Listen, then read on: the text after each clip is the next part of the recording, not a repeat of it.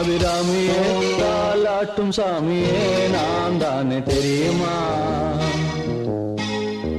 சிவகாமியே சிவனில் நீயும் பாதியே அதுவும் உனக்கு புரியுமா?